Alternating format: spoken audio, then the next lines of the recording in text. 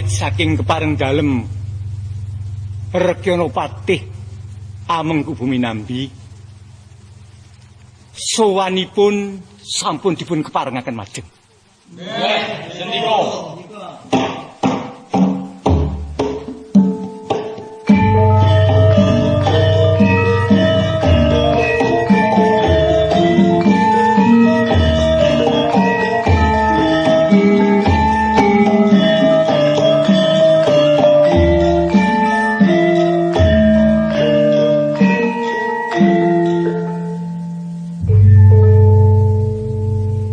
Mahapati, aku mundhut unjuk pelaporan. Sendika.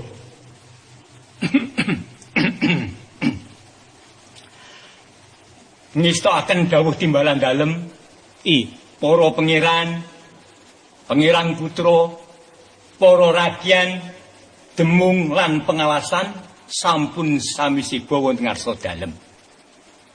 Sami nenggo dawuh timbalan dalem Rekyanapatih Amengku Bumi Nambi. Iya. Nedha nrimo aku. Nedi? Rakyan Kuti. Kula Sliramu tak keparengake matur. Lho niki.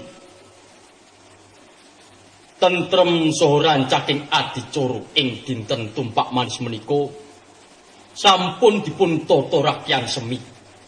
Rakyan warak, rakyan wideng sarta raka tumenggung nala. Iya. Nah, perkawis sesaji sampun dipunleksanani dening para brahmana lan resi sarta para winasis ingkang ngegilut olah batos.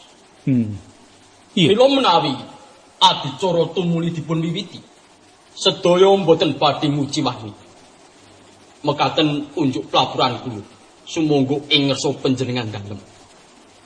Yen ngono age aturana rawuh Jeng Pangeran Kalagemet Kanjeng Ratu Tribuana sarta Kanjeng Ratu Rajadewi. Toni sendiko.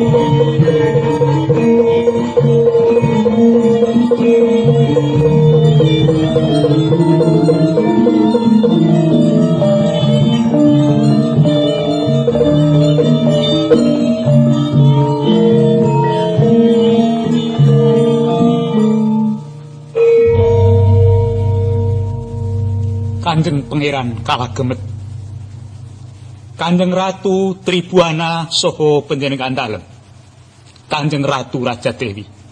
Kula Rekyanapatih. Kados pundi Rekyanapatih?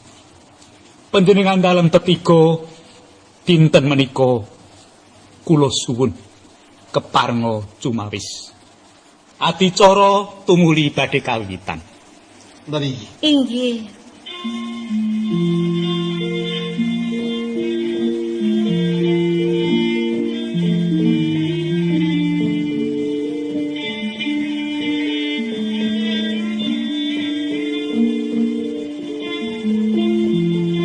Para ingkang padha siba.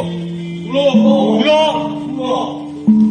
dina iki aku Patih Amangku Bumi ing Krajan Majapahit nambi rinesaya minangka wakil dalem Sang Rumuhun Sri Kertarjasa Jayawardhana Yanata Agung ing Majapahit Piyawara. Waton serat kekancingan dalem suwargi Sri Kertarjasa sarta rembuge para parampara netepake sepisan Kanjeng Ratu Tribuana kepareng jumeneng Prabu ing kahuripan jejuluk Rani Tribuana Tunggadewi Jaya Wisnuwardhani. Kapindho Kanjeng Ratu Rajadewi sinengkaake ngaluhur jumeneng aji ing Ndaha jejuluk Rani Dyah Rajadewi Maharejasa. Katelu Jeng Pangeran Kalagemet putra dalem Kanjeng Ratu Darapetak pinaringan keprabon ing Majapahit sarta pinarengake jumeneng ratu jejuluk Sri Jaya Negara. Sapa sing wani nduwa biawara iki dikeparengake munjuk ana ing Paseban Agung Puri Welwatekta iki.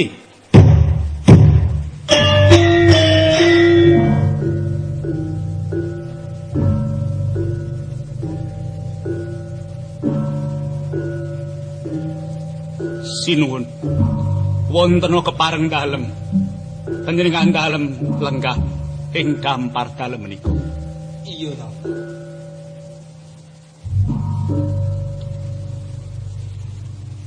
Patih Hamangku Bumi Nambi, Nuwun kula sinu.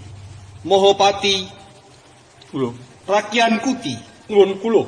Rakyan Semi, lan kabeh kang padha sibuk. Kula Dina iki ingsun durung ngersakake wawan. Mula lakuning parintah ingsun barengake marang sira kabeh. Sinuwun, kepareng ngunjuk wonten kersa dalem sinuwun. Kados pundi Kang Mbok Rani? Sabibaripun adicara jumenengan menika, keparenga kula wangsul wonten kauripan sak perlu badhe tata-tata kaliyan Rekyana Patih sinuwun. Inggih Kang Mbok Ratu. Matur sembah. Sumangga sak kersa dalem. Inggih. Mugi-mugi Yang Widi tansah paring pengayoman dhateng jumenengipun Kang Mbok Rani. Pangestu dalem sinuwun. Dan inggih. lepat nyuwun sih pangapunten dalem sinuwun. Ana apa nami? Rehning tiang sepuh kula. Inggih paman dalem Adipati Sumenep Wiraraja sakmangke sakit sinu. Mila wonten lilah dalem kula wangsul dhateng lumajang rumiyin sinu. Ya. Ingsun keparengake. Sembah nuwun sanget sinu. Rehni pisowanan wis ingsun anggap cukup. Mula borong anggone rombada lagi nanti. Jadi sendiku. Dawuh timbalan dalem piswanan pun rampung. Ndika pun dikeparengake bodol. Nggih, Diko.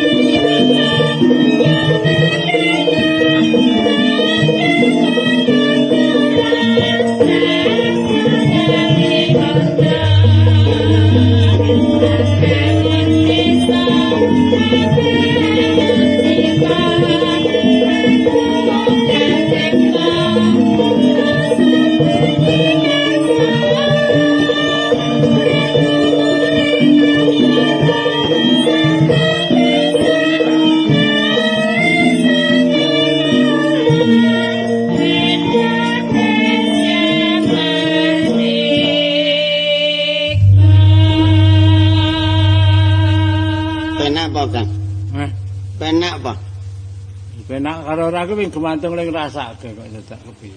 Lha nek ngaloki bareng krungu lelagon kaya ngene kok wong tuwa kok ninggalke duka prayoga.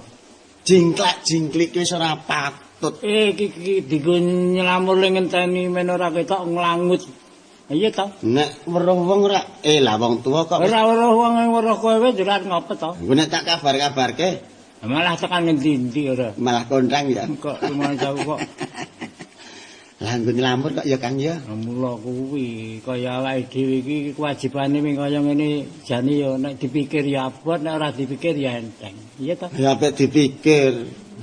Men abot. Wah Iya iya. ta? Mula Sebab abot kuwi mesti ana ijole. ngono. Iya. Ijole awake dhewe iki saben dina karo Ki Demang ki nek entuke gocah. Monggo gawen mingeterke sesaji. Kami kaya ngene kok Lah iki iya. pangkat bekel iki jero. Sing ngitung ki kepiye ta awake dhewe kok.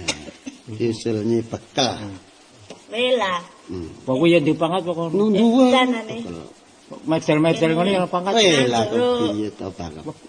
Bekel. Weh, ki aku ki jenenge wae to. Weh, nyi bekel. Bekele sapa? Bekele singgak to. Rak wis entuk kancingan to. Sing dikancingi Lah sapa? wingi iki le bengok-bengok ki le entuk kancingan. Karang kekancingan nang jero e kene iki. Ora dikancingi bekel lho.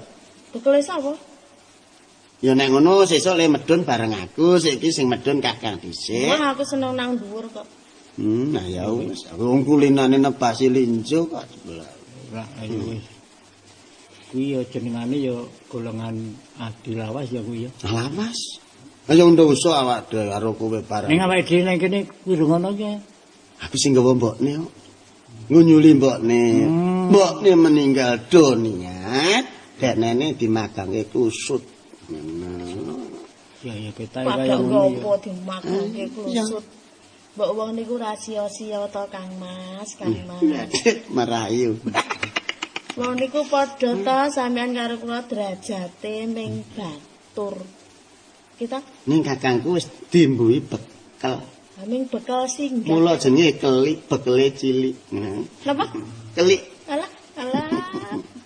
Omeng kelik kok le tadi. Le, Kelik cilik. Awuh. Pun rampung to Mas Rara. malah rame bae iki jane karepmu piye to, Le? Lah kula ngenteni ten rika wedi. Dene wong dereke. Kowe iki ngerti ora yen aku sesaji? Ngertos, ning kula nak nggih nek ngenteni jan nak nggih wedi to, mula kula njut dadi siji. Wong wedok Wis salah wis. larang. Saiki ngene bae. Pripun? Gendeng aku wis rampung. Mongko aku isih arep ana wigati kelawan Kakang Dipa. Mula kowe bali dhisik bae ya. Oh, kula wangsul nggih. Wah, nggih ning sing atus-atus nggih. Malah ngaso. Anu ngaso nambah iki rombongan batur ra ono. Kon nggih malah Sampun Mas Rara. Iya iya kan. Kek do bali.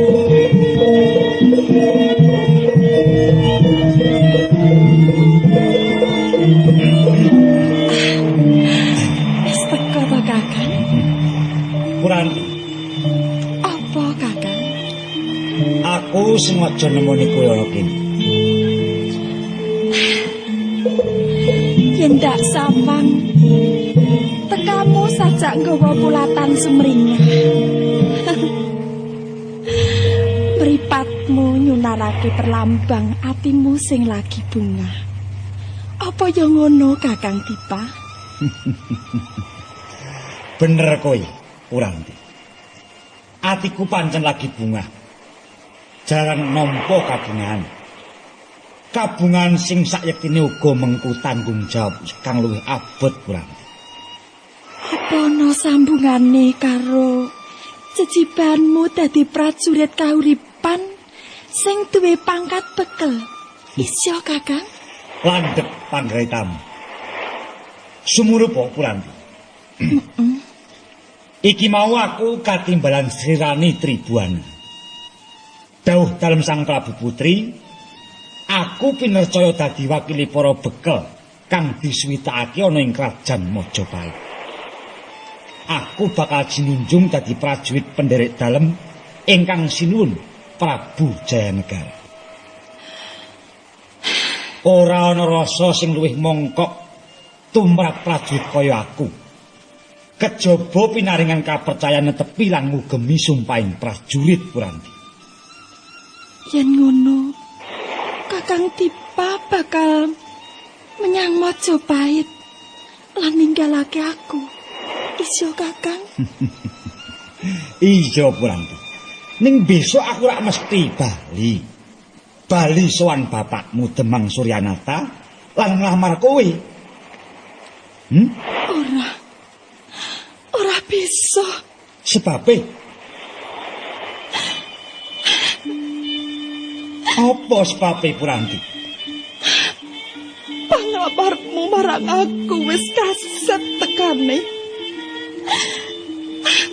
Nalari piye? Mengko sore aku wis dilamar Mas Damar Kakang. Putrane Rekyanapati Rangga Tanding ing kauripan. Iya. Karene bapak iku andhane Ki Patih kauripan Rangga Tanding.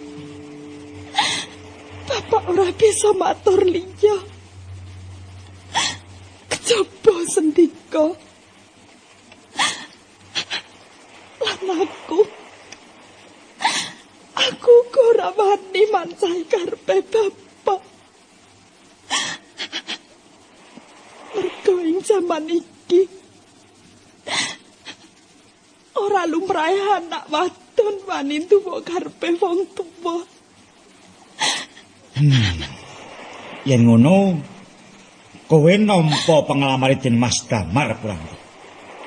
Aku ora bisa matur liya.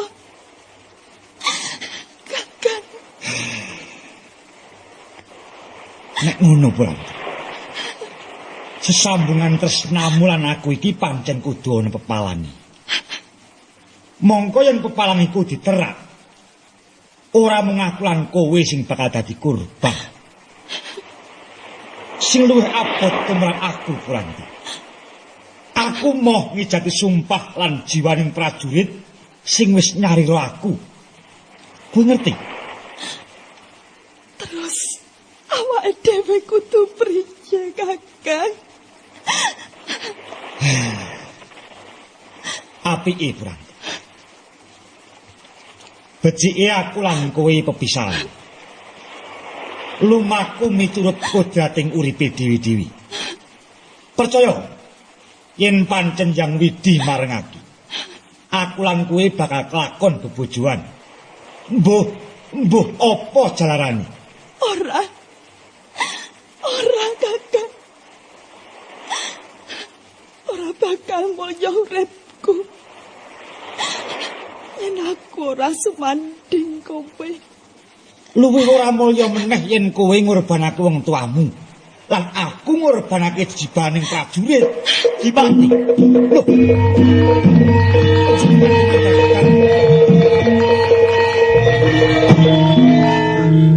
Wani murang tata.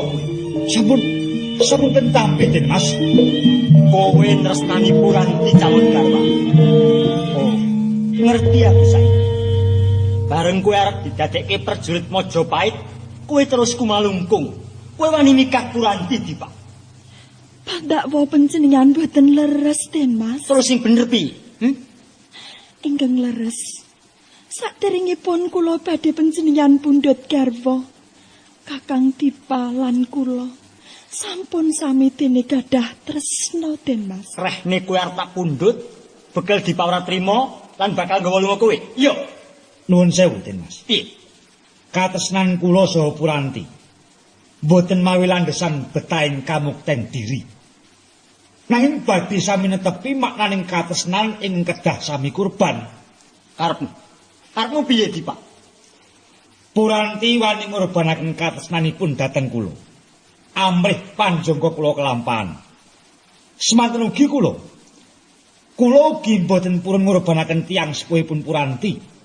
Saha jejer kula dados prajurit kangge bujung betahing diri kula. Wase somong kowe, Dipa. Ning apa kok kira aku percaya? Ora. Sak lawase kowe isih ana, bebojoanku karo Puranti bakal kok redu. Kowe mesti bakal golek limpe supaya Puranti gelem laku beda. Wis apa jenengan? Kowe kudu mati, Dipa.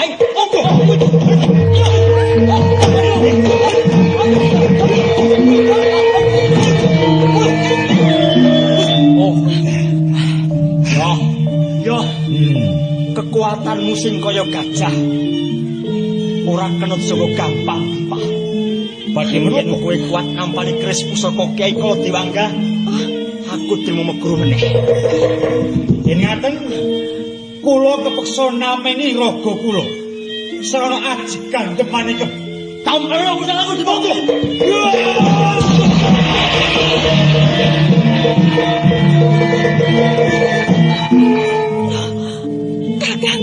Kakang Dipa. Kepiye iki mengko? Jakane didukani malah kipate. Wis, aja silaka Kakang. Aja kuwatir, Bang. Kipatih Ranggataning kuwi piyai kang wicaksana. Aku bakal matur apa nang. Wis, Den Mas Damar iki tak gawone bali menyang kauripan. Heeh. Mengko aku sing bakal matur. Lan babar pisan, Bang. Iya, Kakang. Aku enggal njaluk pamit terus budal menyang Majapahit yo. Sewang-sewangan, Kakang. Sing ati-ati, Bang.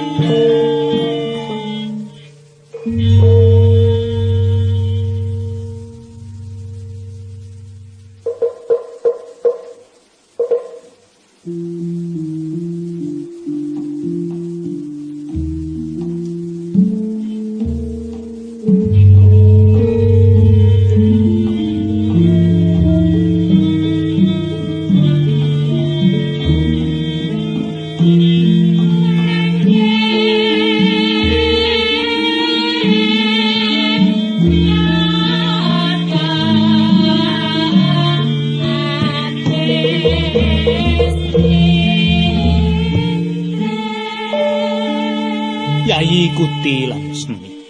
Kula inggih. Aku nedha nrimo. Sliramu padha nelakake Pilasuka sedane Rama. Nanging bareng sliramu mundhut priksa bab gerahe lan jalarane Rama Situ. Jur kelingan lalakon sing wis mesti ora perlu aku mratelakake bab iki. Nang yo to, Yayi. Sedane Rama Arya Wiraraja. Jalaran ngetuni lelakon. Kagol penggalih dalan.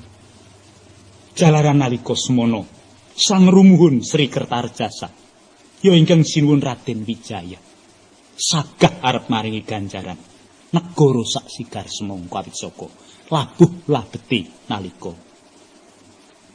bangun Majapahit pisanan usana nganti seda ora kelakon. Menika ingkang jalari grahipun Kanjeng Adipati Wiraraja. Menengaken leres Kanjeng Adipati Wiraraja. Kraton Majapahit ingkang sepalih kedahipun dipun paringaken dening Kanjeng Adipati Wiraraja. Nanging boten tumunten dipun paringaken. Jalaran wonten tiyang ingkang mepalangi kersanipun Sang Prabu Sri Kertarjasa. Rak ngono to disem. Leres. Karepmu sapa? Sapa wonge kuwi? Sinten malih menawi Dadi Mahapati. Wis Ingkang sakmenika dados pepatih ing Majapahit. Inggih Mahapati menika ingkang tansah munjuk wonten sanipun Sang Prabu Sri Kertarjasa.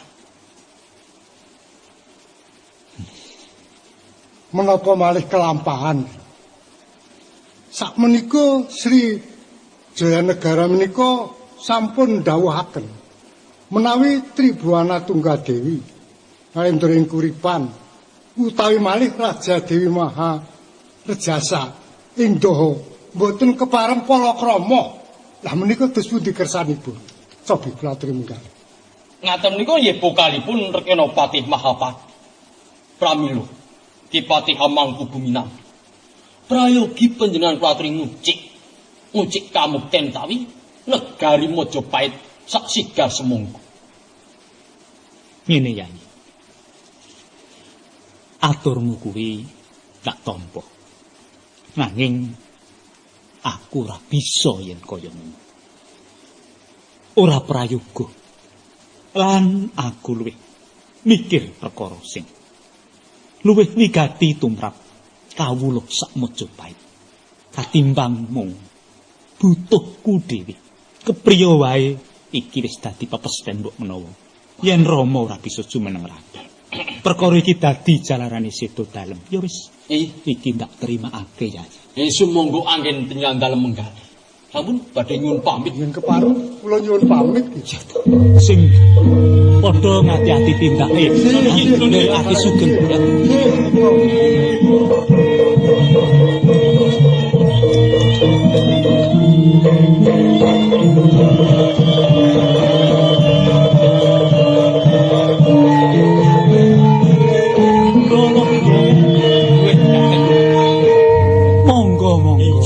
Kene Yai, Yai Mahapati. Sopo sing nderekke? Wah, namung piyambak. Wah, syukur. Iki. Lah yo padha sugeng. Pengestunipun. Syukur. Inggih. Kok rada kaget aku. Inggih. Sliramu rawuh ing lumancah. Ana ngerti apa? Dateng kula menika badhe ngaturaken nderek bila sungkawa ing salebet-lebetipun. Nedun. Awit saking sedanipun inggih Rama dalem Kanjeng Adipati Wiraraja. Ngaten. Ya mung aku kudu luwih diwasa. Inggih. Ingkang kaping kalih kula menika rak ngemban dawuh dalem. Ingkang sinuwun Kepareng dalem kepiye? inggih. Ana apa?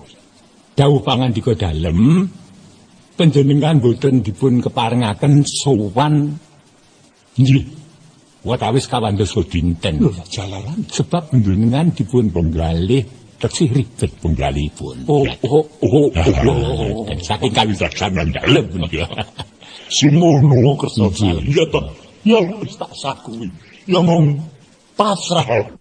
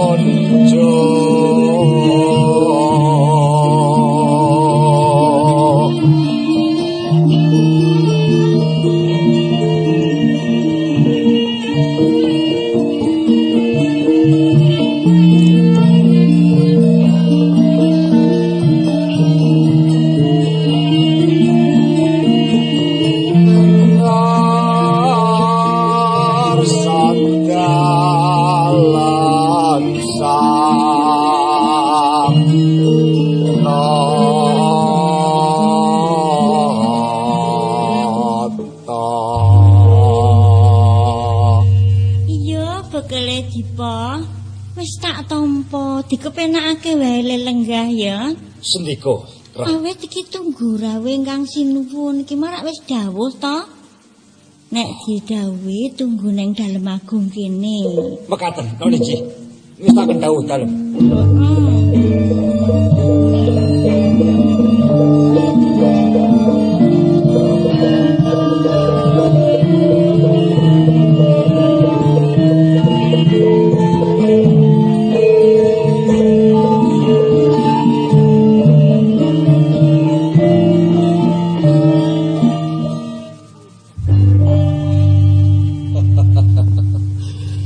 Sampun dangu Kang Mbok Ratu menika wau.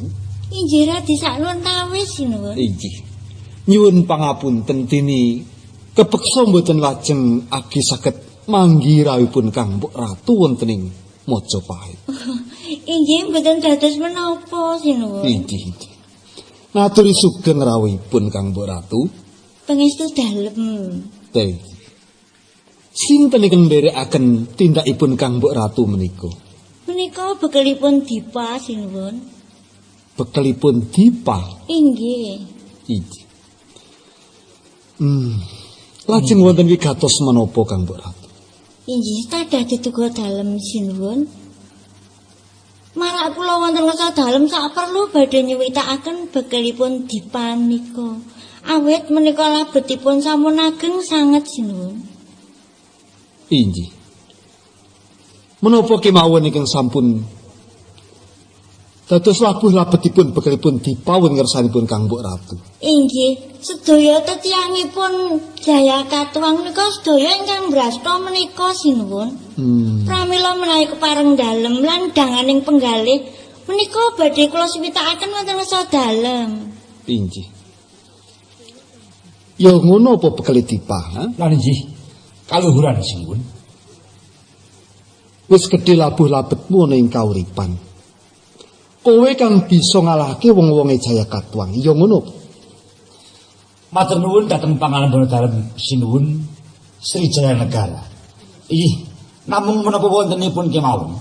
Sinaosa kula matur maneka warna namung kasmiyatanipun namung kadhemukaken menika sinuwun. Ya.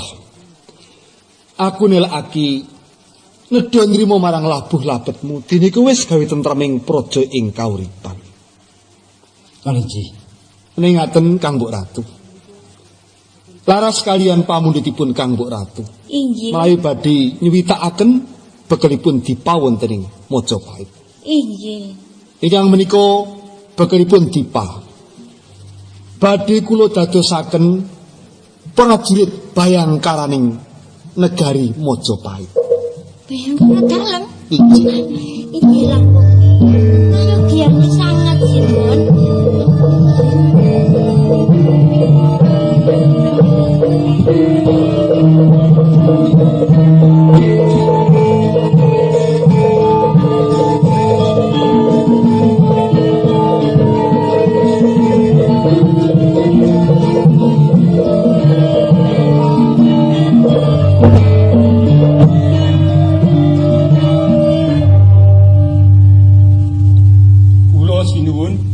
Ingkang sowan wonten ngersa sampeyan dalem. Mahapati. Nggih sinuwun. Ana wigati apa? Pangabekti mugi kunjuk sinuwun. Ya. Ndak tampa pangestu genti tampan. Nggih. Kula tampi. Ana wigati apa kowe sowan rancak timbali Mahapati? Nggih. Lepat nuwun sih pangapunten dalem sinuwun. Nalika semanten kula dipun utus ngersa dalem ingkang sinuwun supados wonten ing Lumajang. Iya. Sampun saged pinanggih dhateng Patih Nambi. Ananging sinuwun kula menika rak utusaning Ratu Narapraja persasat panjenengan dalem piyambak ingkang rawuh wonten ing Lumajang. Bener Mahapati. Inggih. Nanging penampinipun Amangku Bumi Nambi menika wah sampun ngremehaken sanget dhateng kula, ngina dhateng kula. Nalare priye Mahapati? Inggih. Nalaripun kok kados mboten kadugi nampi dhateng kula wonten ing Lumajang menika. Menika wonten emperipun sareng kula triti sinuwun. Priye? Empere priye? Piyambakipun menika rak serik manahipun to sinuwun. Serik manahipun? Jalarane sidanipun. Inggih. Kanjeng Adipati Wiraraja. Terus piye Mahapati? Menapa sampeyan dalem kesupen sinuwun. Nalika tesih sugengipun Rama dalem ingkang sinuwun Sri Kertarjasa. Menika rak sampun nate paring pangandika menawi ingkang sinuwun Sri Kertarjasa menika saged jumeneng wonten ing Majapahit. Kanjeng Adipati Wiraraja menika rak badhe dipun paringi bumi sak sigar semangka. Nanging nyatanipun ngatos dumpi sak menika rak mboten dipun paringi ngantos seda. Menika ing dadosaken sering penggalihipun. Saya menika rak saking njuk atur kula wonten kersa sajiman dalem. Menawi bumi menika dipun paringaken sinuwun. Sampeyan dalem tentu badhe cuwing penggalih. Awit menika badhe mahanani ingkang boten sae. Lajeng badhe wonten ratu kalih menika. Tentu lajeng badhe wonten Surya kembar. Rak nyuwunaken sanget. Menika tentu badhe ngombro-ombro. Mboten sandhe inggih badhe damel kisruh lan badhe ngerpat panguwas dalem wonten ing Majapahit. Terus piye beciki Mahapati? Menika malah mekaten. Kula sampun matur menapa wontenipun nanging piyambakipun malah ngundha-mana ingkang boten sae. Anggenipun anu menika malah panjenengan dalem menika anggenipun ngasta pusaran ing praja kirang becus. Wah, manah kula mboten kiyat. Lajeng dadosaken pasulayan. Dadi nambi inggih ngremehake marang aku to. Inggih sinuwun inggih. Yen ngono tetapno wadya boling Majapahit. Nggih. Cekel nambi. Sendika.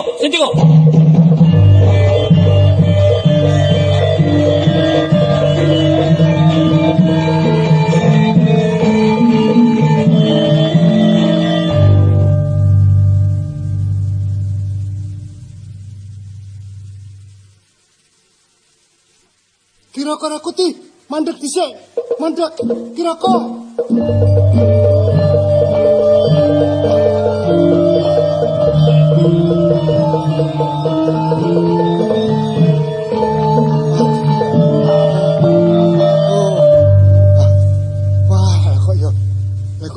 Kan ndi-ndi bro ketemu nang kene to Kiraka. Ana apa Adirasu? Ketiwasan kepiye to? Ora mireng apa? Ketiwasan piye? Piye to? Ana apa to? Iki karep ana geger iki. Wis perang gedhe iso uga. Perang gedhe kok jeclometan to? Wah, sing perang ki ngendi karo ngendi? Lumajang dianggep balela ing Majapahit. Mula iki Mahapati wis budalake prajurit perlu ngluruk ana ing Lumajang. Dianggep balela. Belo. Kok aneh. Kok kaya ora gathuk ing nalar. Kowe ora yo ngerti to. Kowe krungu dhewe. Nalika awake dhewe matur nursani Ki Patih Hamangku Bumi Nambi supaya ngucik kamukten ing Praja Majapahit. Piyambake ora gelem. Piyambake ora kersa. Iya, aku dhewe ya isih krungu, isih kelingan kok kuwi. Jur kaya ngene iki sapa sing akal-akal iki sapa? Ora ana liya ya ming Mahapati to arep sapa sing caket karo ingkang sinuwun ki rak kuwi. Iso uga to gawe-gawe. Dian tenan. Mahapati panen julik, pinter ngedu. Pinter golek alam kang butuhe dhewe ning nyangsarake liyan. Wis aku saiki manut karo sliramu. Aku kok kana apa lan kepiye tumindakku? Wis ngene wae. Adirasu. Disi ana lakune prajurit Majapahit menyang Lumajang. Ya, Tanjeno bener luputi. Ki Patih Mangkubumi nampi. Ya, Nek pancen ora bener, kuwi bisa caos preso. Supaya Ki Patih bisa tata-tata ngadepi prajurit Majapahit. wah, prayoga banget yang kaya ngono. Lan aku ya nyedikani kira-kira kuwi. Nengin lakumu saka kene tekaning Lumajang kudu sesingon. Aja nganti kawistara kadenangan prajurit Majapahit. Iya, tak tindakake. Miyadom gawe lho kira-kira. Iya, iya. Aja kok tegake lho iki. Sing hati-hati ya. Iya, iya.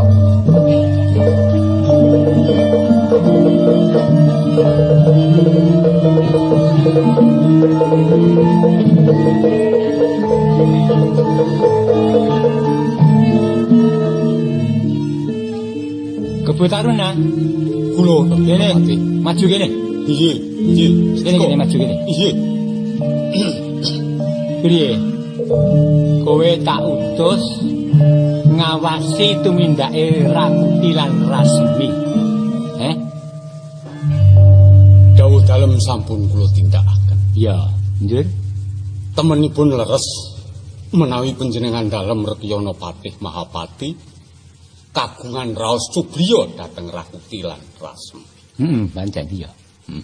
Terus piye? Awit menika wau kula kanthi sesingitan mireng anggenipun sami pangandikan. Piye? Menawi kula raosaken anggenipun sami pangandikan, piyambakipun badhe mbelani Rekyana Patih Mangkubumi. Malah menika wau ngaten Rekyana Patih. Piye? Rakuti kengkenan Rasmi. Iya. Padusuhan wonten ing Lumajang. Nyaosi prisa dhateng Rekyana Patih Mangkubumi nambi menawi prajurit Majapahit badhe nglurug dhateng Lumajang. Wah. Piye ngene iki? Wah, Terus endi menika Rekyana Patih? Blai Kebutaruna. Iki nek nganti kedenangan ingkang sinuwun Jayanegara. Wah. Wis ribet banget engko. Wah, wis. Ya, terus pundi menika? wis saiki ngene wae.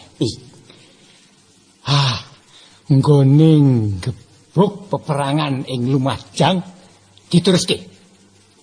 Mengko bab iki dipenggalih nek wis rampung peperangan, ya. Oh, niki sendika. Kowe sing dadi senopati, ya. Niki sendika. Ya. Sendika.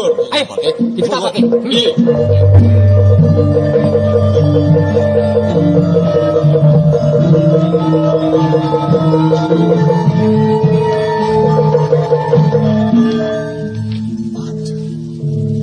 Dadi aning pesarean ora lenggah, ora diadep kabeh para kadang sentana. Nek kok malah sare, aduh kew banget aku. Nek aku ora wani mungu bae.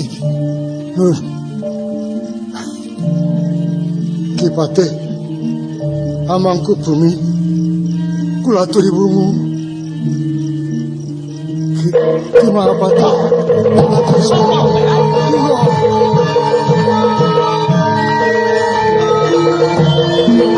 Sopo kowe lumebing sarean?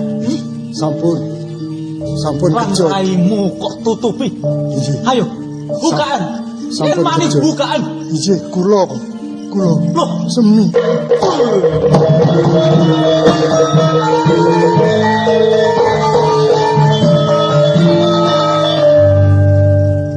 Kanthi sesingitan. Oh ya.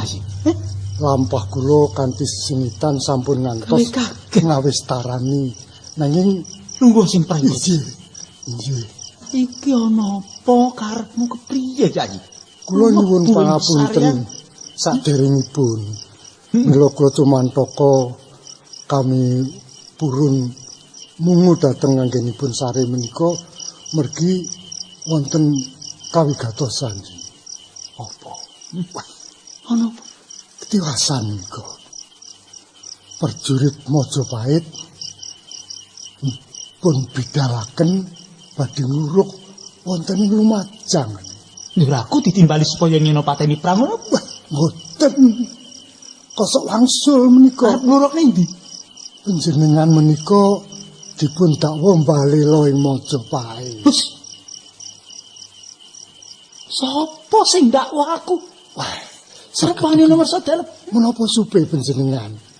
Tingkah lan kekajenganipun Mahapati, mbok menawi saking damelanipun Mahapati ingkang badhe pados ganjaran saking ingkang sinuwun. Lah karu-karuan. Lah aku ora sowan nang ngersa dalem. Sakjroning 40 dina iki dawuh timbalan dalem. Saka kersa dalem piyambak merga priksa yen aku lagi susah. Kersa dalem ngono. Dawuh dalem iki malah lumantar Mahapati. Lah iya, cetha sampun. Cetha sanget menawi menika damelanipun Mahapati. Dados katerangan rikala dawuh menika mboten dawuh saking ingkang sinuwun. Semi, Kula ning atur mitikal tak ugem. iya Ora sisip mboten nyata kaya ngono. jangga kula ingkang nganggeta. Wis, yen ngono aja kuwatir. Aja semelah. Tak ketapne wadya balun macan. Kaya ngopo? Sabar rumiyin. Sabar rumiyin. Sabar rumiyin. Sabar rumiyin. Mangke rumiyin. Wah, sampun kesesa. Sakmenika kula aturi menggalih rumiyin. Monggo sami sarengan dipun penggalihaken sampun ngantos tumindak ingkang kados mekaten. Aku nesu nrimo kowe. Caos pelaporan marang aku. Wis, kowe ora perlu mikir aku. Ora perlu mikir. Ayo. Sampun rumiyin. Ayo.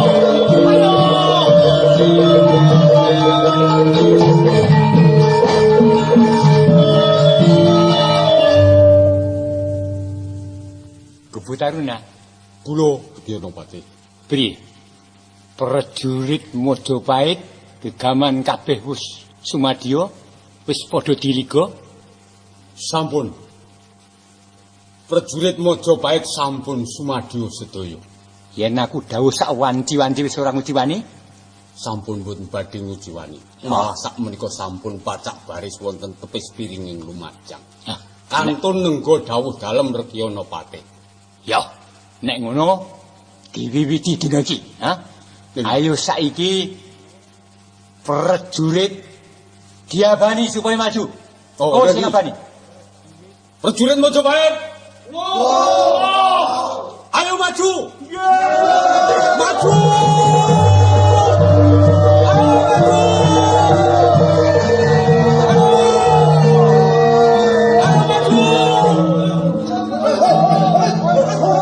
Prajurit Majapahit wis padha pacak baris. Jati ngarang tumbake. Wong-wong Lumajang, aja mung meneng bae. Ayo, maju bebarengan, pedhoke wong Majapahit.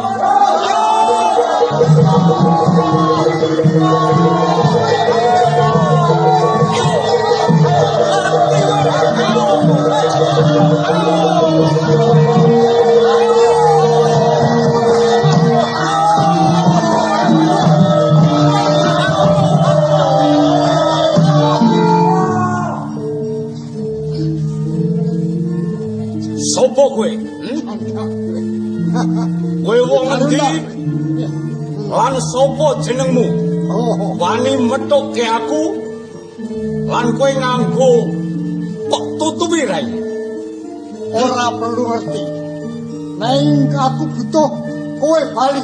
Aja kok bacotake ning Lumajang.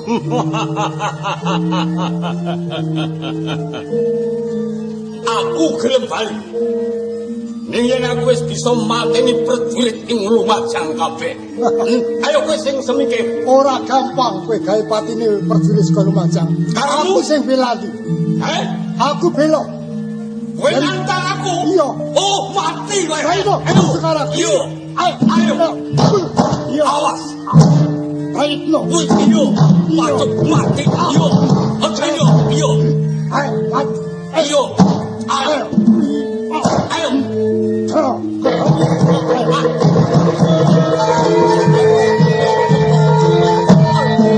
Aduh.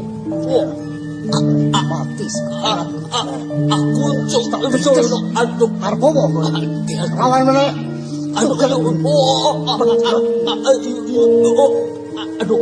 Waduh.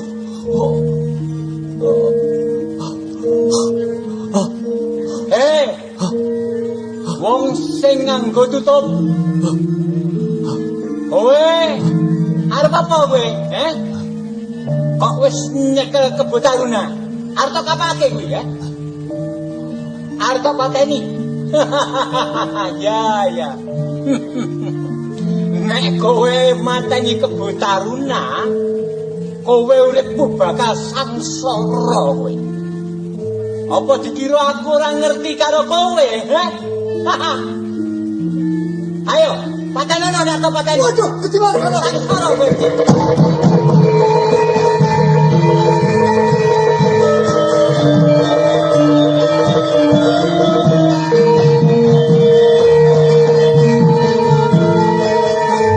Meh wae mati kowe, Kebo Taruna. Aja ana aku wis mati kowe. Aduh. Matur nuwun. Ya. Matur nuwun Rekyana Patih. Kok nganti ampun panjenengan. iso kecekel ki piye to kowe iki, Waduh kula sampun pecah ketingkes tiyang ingkang mawi tutup. Menika wau. Dedeke iki genah mesti dedek-dedek saka kowe to. Lah kok kalah karo wong semono kowe kok piye? Nanging limpat sanget kok menika wau. Iya, wong aku ya wis ngerti karo wong kae. Iki. Aku mesti kalah nek karo kowe. Nggih. Kae kan mesti ora kena dinggo sembrono kan. Aki mungsuhku kok mingan. Kayak Rasemi. Menika wau Rasemi. Iya, sampun dadak dipun tutupi rainipun. Aku ora ngerti apa karepe iki apa. Wah, wis saiki ngene. Kados pundi iki? Sing baku nambi kudu mati saka tanganku. Lili. Saiki dibos lagi meneh. Lili. Monggo. Amo wong Lumajang maju bareng. Ayo maju.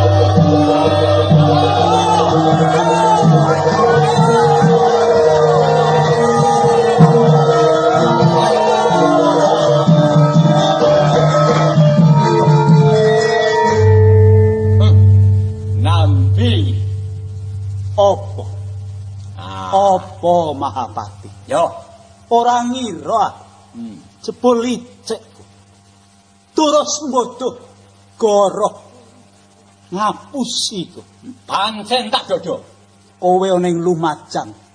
Pratela yen dadi utusan dalem ingkang sinuwun supaya aku ora sowan sajroning 40 dina. Bener. Perlu jarene ingkang sinuwun dawuh karepen aku mari nggonku susah. Ya, Mergo sedo dalem Rama. ya. Ning busanane kowe licik. Kok unjukake dandang, kok unjukake kuntul kok unjukake dandang. Saiki kowe karo aku endi sing lena?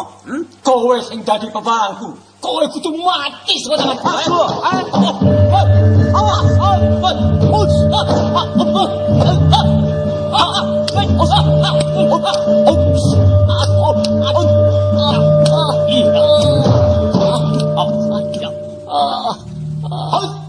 Hati kowe.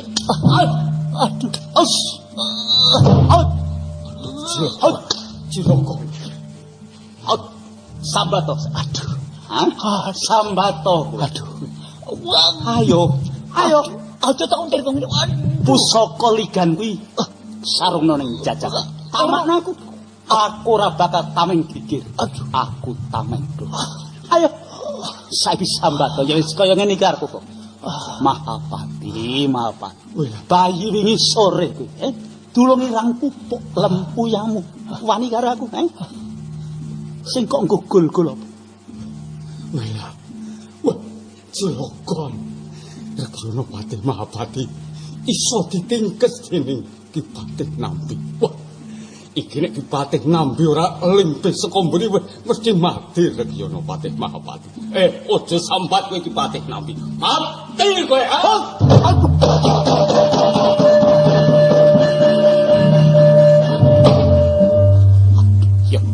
Ya wis. Iya, Mahapati.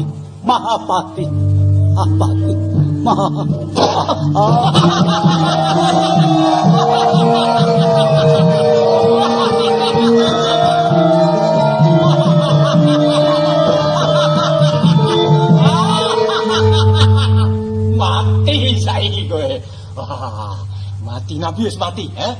Lah iki saiki kowe kudu kowe karo aku isih ana kewajiban meneh. Ngaturake ning ngersa dalem supaya Rakuti lan Rasemi kecemplung loropan. Ayo. Ayo. Monggo, kula dherekaken.